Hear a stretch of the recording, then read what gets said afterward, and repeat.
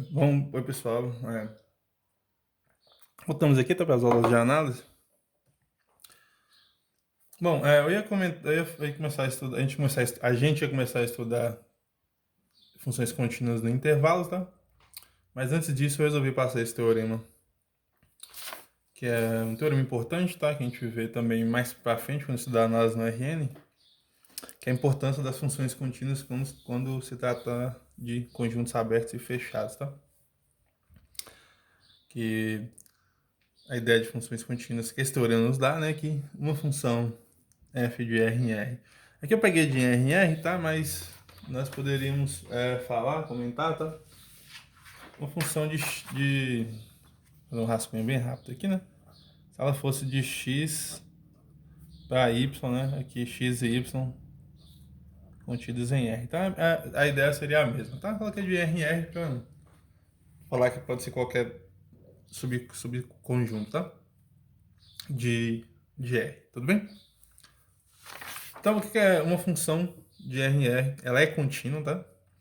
Se somente se para todo subconjunto aberto B. Então, olha aqui, né? Estou pegando um subconjunto aberto B contido em R, ou seja, um subconjunto do contradomínio, tá? Tivermos, né, que a imagem inversa desse subconjunto também tem que ser aberto aqui em R, né? Se fosse um caso mais geral, nós estamos pegando aqui um subconjunto B contido em Y, né, no contradomínio, aberto. E a ideia é que a imagem inversa desse B, que teria que estar em X, né, é aberto, tá? Também é aberto. Então, se isso aqui implicar, né, a função ela é contínua, né, f é contínua, se somente se isso acontece, tá? Beleza? Então, qual que é a ideia, né? A ideia é a gente demonstrar que para uma função ser contínua, né, qualquer aberto que eu pegar no contradomínio tem que ter imagem inversa aberta, né? Para quem não lembra o que é a imagem inversa, né, gente? O que é a imagem inversa de um conjunto, né? De f de x em y, né? A imagem inversa não é função inversa, tá? A imagem inversa de um conjunto. A imagem inversa de um conjunto, né? São todos os x pertencem a x. Se a função aqui for de x para y, né? São todos os x pertencentes a x, tal que o f de x pertence a b, né? Isso é a imagem inversa de um conjunto, né? Ok? Que nós queremos dizer? Nós queremos dizer isso, né? Temos uma função que sai daqui para cá. Aqui nós temos um conjunto B. A imagem inversa desse B tem que ser um conjunto que tem que estar aqui em X. O f é menos 1 de B, ok? Todos os elementos daqui, né? Os xzinhos daqui tem que ser mandado para o f de x que estão aqui. Então tá, então nós queremos demonstrar isso, tá? Nós queremos demonstrar que isso de fato acontece, né? Que ela é contínua se somente se tá todo o conjunto aberto em R. A imagem inversa também é um aberto, beleza? Bom, então vamos fazer a prova aqui, tá? Prova. Isso aqui é bem importante quando nós queremos usar funções, né, de dimensões maiores, tá? Principalmente funções de dimensões maiores, quando nós queremos mostrar continuidade ou se o conjunto é fechado ou aberto, tá? Então, como é que consiste essa prova, né, gente? Então, como é que funciona a prova, né? Nós temos que... Vou fazer aqui primeiro a ida, tá? Como ela não se somente si, né? Então, a ida nossa é suponhamos que a função f seja contínua. Então, o que nós queremos provar, né? O que nós devemos mostrar? Então, devemos mostrar, né? Ou queremos provar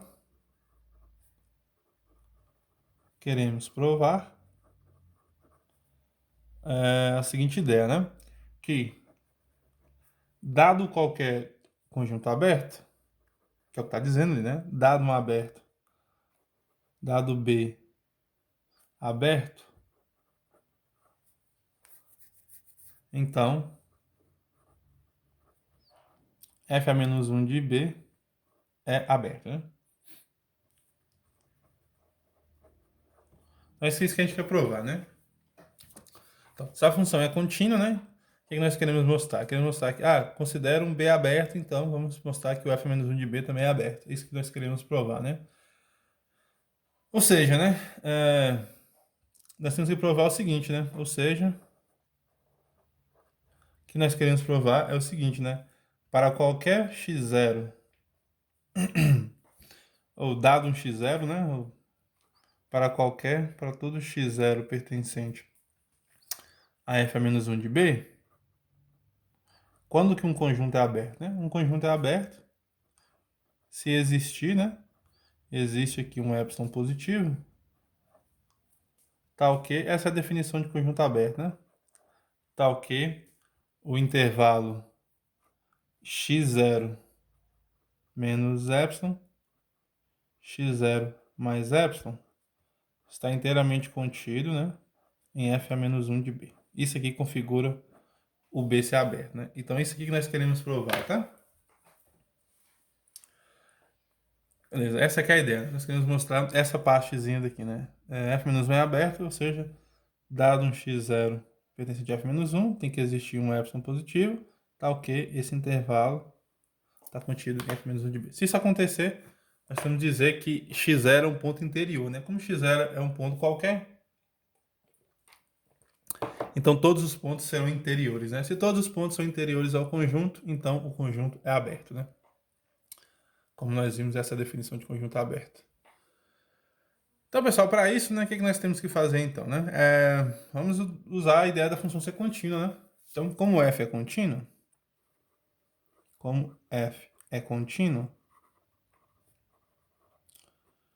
aí a continuidade da f, né? E ela vai ser contínua em x0, já que ela é contínua lá em todo R, né? Então ela é contínua em x0, porque nós estamos supondo que f é contínua, né? Lembrando que uma função é contínua se ela é contínua em todos os pontos do domínio, né? Então ela é contínua nesse x0 específico. Como f é contínua em x0, né? Esse x0, vamos pegar um x0 em imagem inversa de B. Então, o que acontece, né? Dado um epsilon positivo, ou para todo epsilon positivo, né? Tanto faz, né? Dado um epsilon positivo, tem que existir. Desculpa, pessoal. Espirrei. Existe um delta, né? Positivo. A definição de função contínua é assim, né? Uma função é contínua num ponto, se dado um epsilon positivo, tem que existir um delta positivo, tal que, né? O módulo de x menos x0, quando é contínua aqui em x0, né? Menor do que delta, tem que implicar que módulo de f de x menos f de x0 é menor do que epsilon, certo? Essa é a definição de função contínua, tá?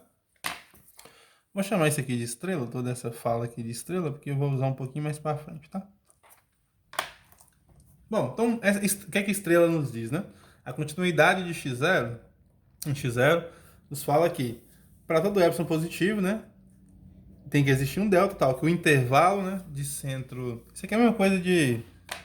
Para quem tenha dúvida, né, isso aqui é a mesma coisa de dizer que x pertence, né, ao intervalo de centro x0, né, e raio delta, né, é assim que esse... E aqui, né, implicaria aqui que f de x, que o... Ai, meu Deus. Que o f de x, apaga isso aqui, o f de x pertence, né, ao intervalo de f de x0 menos epsilon, f de x0 mais epsilon, ou seja, o intervalo de centro f de x0 e raio epsilon, né, ok? Esse intervalo, isso significa isso e isso significa isso, né? Nós já estudamos isso, né? Beleza? Só para dar uma relembradinha qual é o significado de módulo na reta, né? Módulo na reta significa isso. Bom, então, o que nós teremos então, né? Como nós sabemos que o f de x0 pertence a B, né? Já que esse intervalo aqui está contido em f a menos 1 de B. Então, como f de x0 ele é um elemento de B, por quê? Por causa dessa fala aqui, né? x0 pertence a f-1 de B. Ora, se x0 pertence a f-1 de B, então f de x0 tem que estar em B, né? Beleza? Essa é a ideia de um ponto pertencer à imagem inversa. E B é aberto, por hipótese, né? B é aberto, por hipótese. O que é que nós temos, né? Então tá pegando um f de x0 está em B, e B é aberto por hipótese. Então isso quer dizer que o intervalo, logo, né? Vai ter que existir um epsilon, logo existe um epsilon positivo, onde, ou tal que, no caso, melhor do que onde, né? Tal que esse intervalo, o intervalo f de x0, né? Tal que o intervalo de f de x0 menos epsilon e f de x0 mais epsilon tem que estar em B, inteiramente contido em B. Por quê? Porque todos os pontos de B são interiores, né? Particularmente como B, f de x0 pertence a B, então f de x0 tem que ser um ponto interior, né? Então, se ela é um ponto interior, esse intervalo aberto tem que estar contido em B. Ok? Definição de conjuntos abertos, como nós vimos, né? Bom, então o que é que nós ganhamos então, né? Como a continuidade vale para qualquer epsilon, né?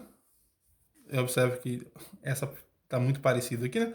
Como a continuidade vale dado um epsilon positivo, né? Tem que ser válido também para esse epsilon que eu estou considerando, né? Ok? Então,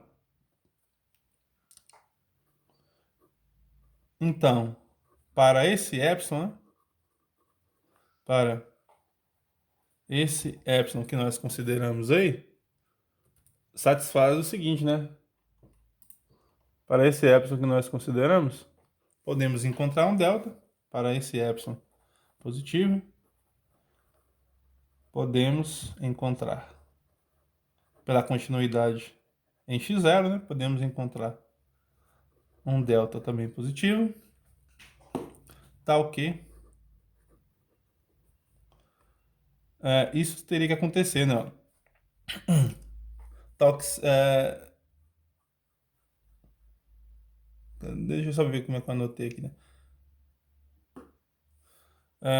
Tal que é satisfeito, né? Satisfaz a estrela, né? Tal que satisfaz a estrela, tá? Ou seja, sabendo copiar tudo de novo, tá, gente? Por isso eu chamei de estrela aquilo lá, essa parte aqui, né? Asterisco, né? Satisfaria isso daqui, tá? X menos x0 menor do que delta, implica f(x0) menos f(x0) menor do que epsilon, tá? Ok? Bom, então, particularmente, o que é que isso nos diz, né? O que é que isso quer dizer? Isso quer dizer que a imagem disso daqui, né, tem que estar em B, certo?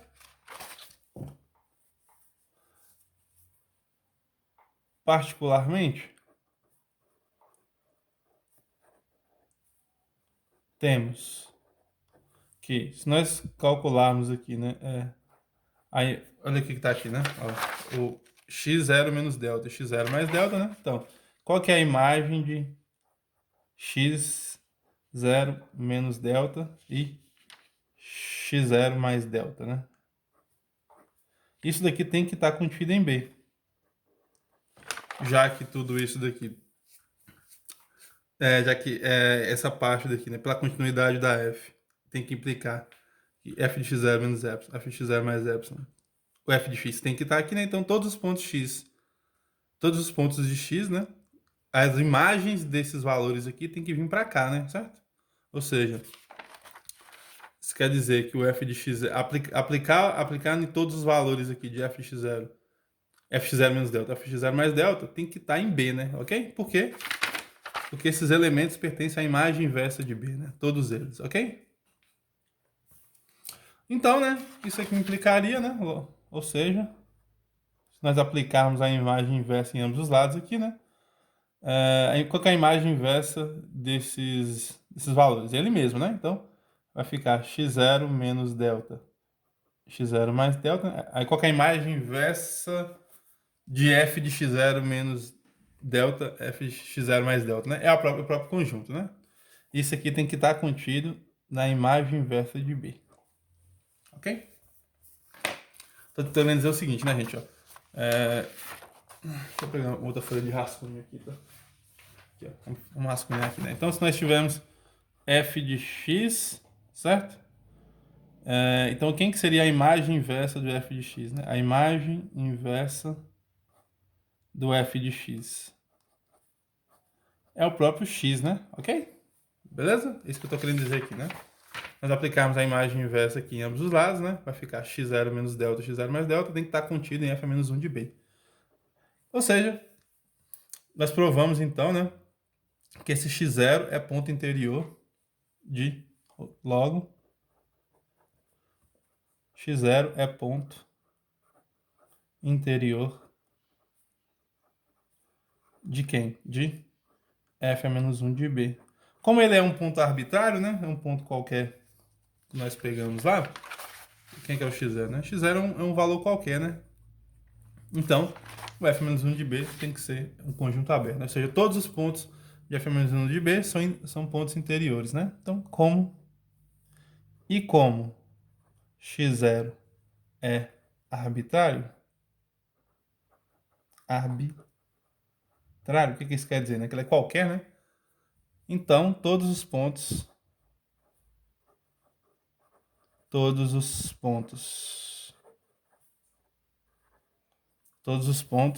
de f a menos 1 de b são pontos interiores.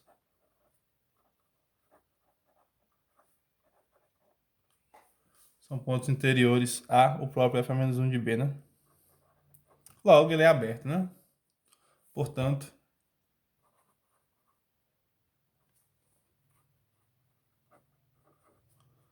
f a menos 1 de b é aberto.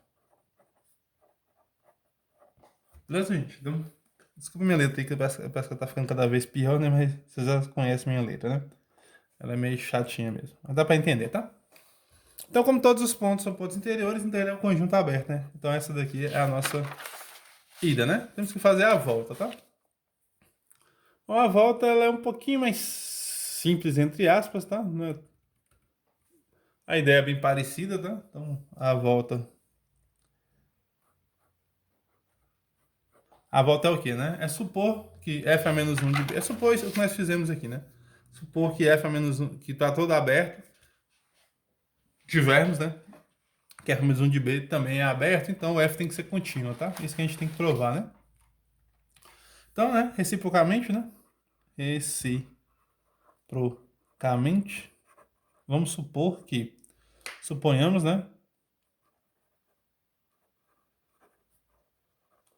Suponhamos que a imagem inversa de abertos por meio de f seja aberta, né? Suponhamos que a imagem inversa de abertos pela função f, né? Por meio de f sejam abertos. Estou querendo dizer o seguinte, né? Que para todo aberto existe... Para toda... essa fala que a gente tem aqui, né? Para todo aberto B contínuo em R, temos que f-1 de B é um conjunto aberto, tá? É isso que eu estou querendo dizer, para todo, né? Só que particularmente, né, gente, nós podemos... Então, o que nós queremos mostrar, né? Mostraremos, antes de falar, né? Mostraremos que f é contínuo. Mostraremos que f é contínuo. Isso que a gente quer fazer, né? Então, contínuo em todos os pontos, né? É dizer que f é contínuo, é dizer que ela é contínua em todos os pontos, beleza? Bom, seja então, se eu pegar um ponto qualquer x0, né? Em R, né? Então, só para vamos pensar aqui, né? Seja um ponto x0 qualquer, né? Seja x0 pertencente a R e tomemos, né? Tomemos um epsilon positivo, tá? Qualquer. Um epsilon qualquer, ok? Então, o intervalo aqui é aberto, ó. O intervalo.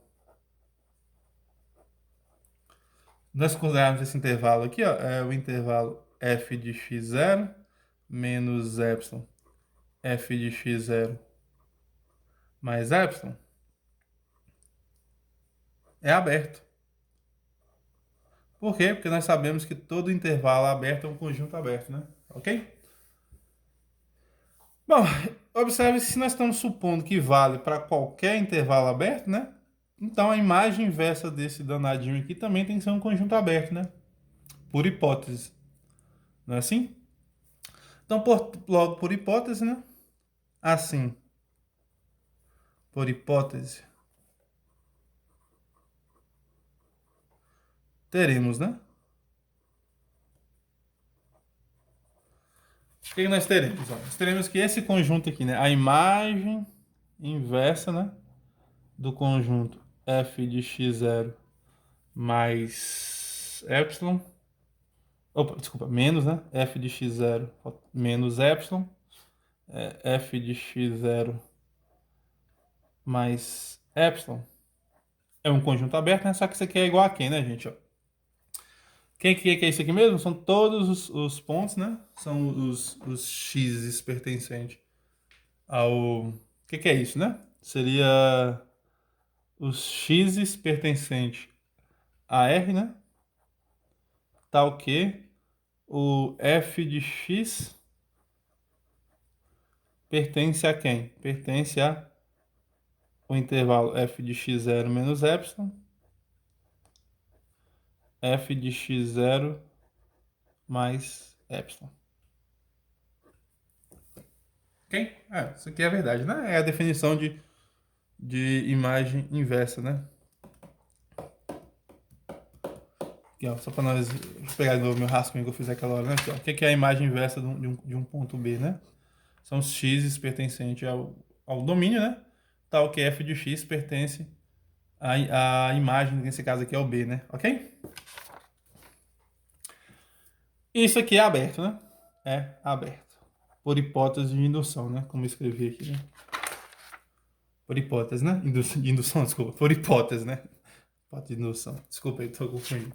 Bom, então, o que nós temos aqui, então? Nós temos que esse conjunto é um conjunto aberto. Então, qual o ganho que nós temos com isso, né? E ele é aberto contendo quem, né? É aberto contendo o x0, né? Contendo x0, né? Certo? Por quê? Porque x0, ele é o centro, né? Cadê aqui, né? Porque o f de x0 menos epsilon, f de x0 mais epsilon, né? O f de x0 pertence aqui, né? Certo?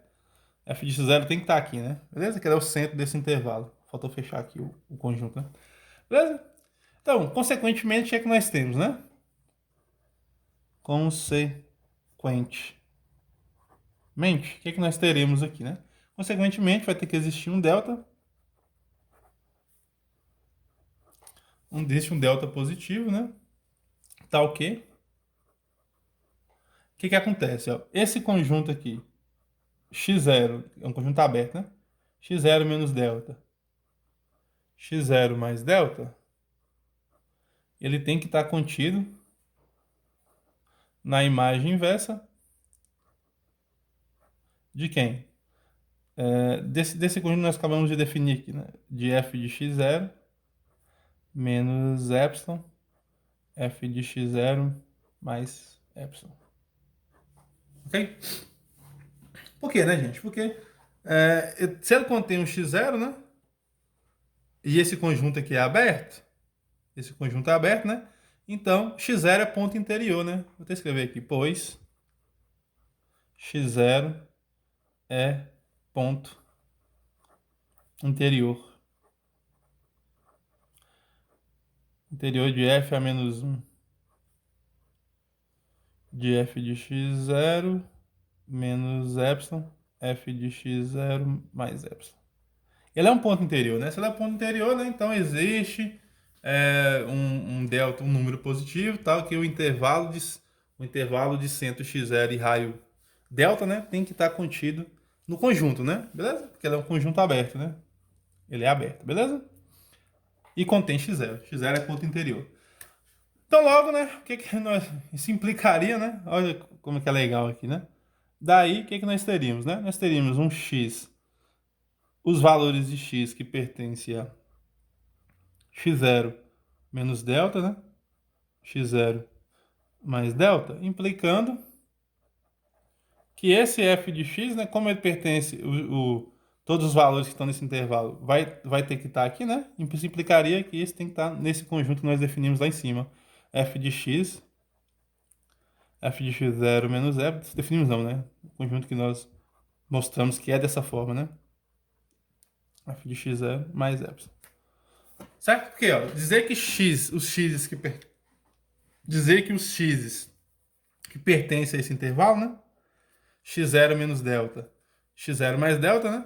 É dizer que ele teria que estar nesse conjunto, né? Que o f é menos 1 de f de x0 menos epsilon é a imagem inversa, né, do intervalo f de x0 menos epsilon, f de x0 mais epsilon, ok?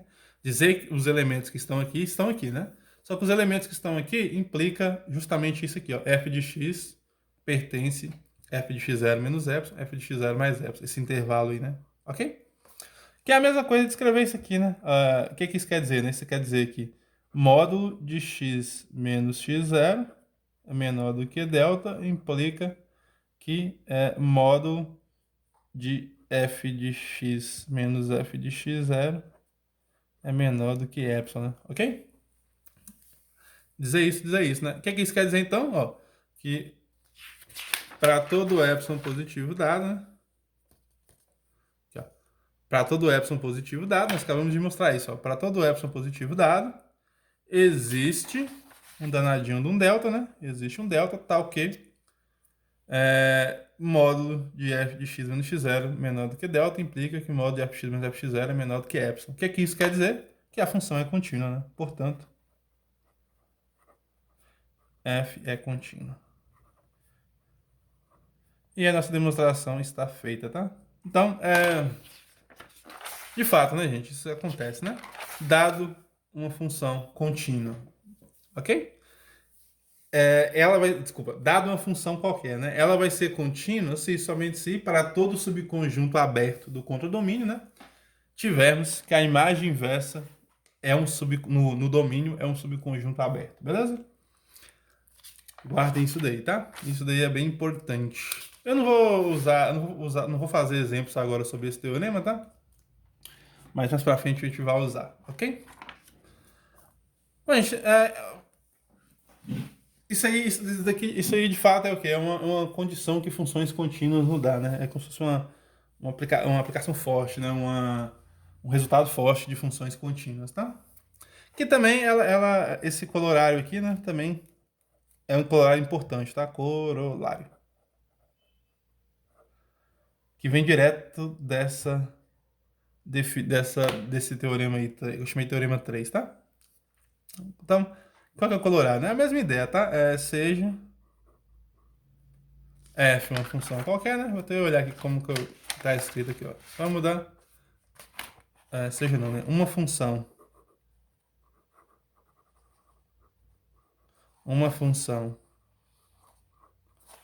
f de R em R, ela é contínua se somente se e somente se para todo intervalo fechado, desculpa, para todo conjunto, tá? Se somente se para todo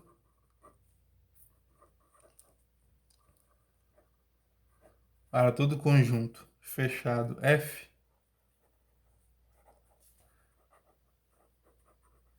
de R, né? Tem-se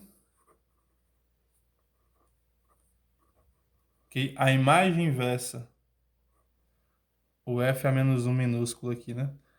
Do f maiúsculo, é um conjunto fechado.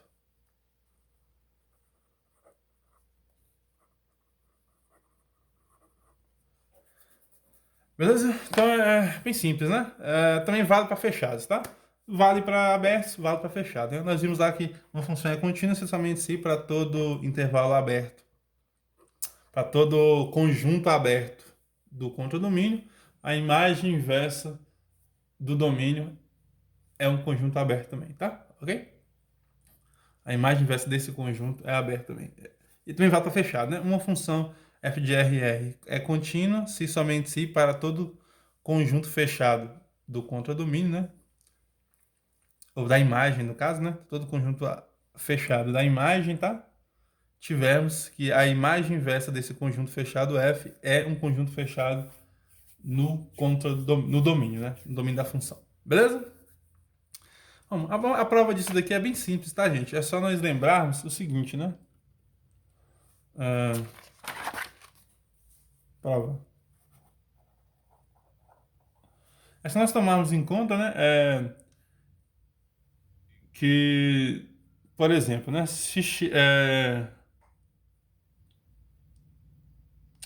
Ó, prova, né? Se nós tivermos uma função, vamos ver um rascunho aqui, tá? Vou fazer um rascunho aqui para vocês. Deixa eu só achar uma folha de rascunho aqui. Um segundo. Então, por exemplo, achei uma folha de rascunho aqui, né? Por exemplo, se nós pegarmos um conjunto qualquer, né? Se nós pegarmos um conjunto. Tivemos a função, né? F de x em R. X em Y, né? Caso mais geralzinho, né? Se nós pegarmos, então, um conjunto qualquer, né? Pega um conjunto qualquer, sei lá, vamos chamar de A, né? A pertencente a contida em Y, né? Então, quem que é a imagem inversa do complementar, né? Do Y menos A. Isso aqui seria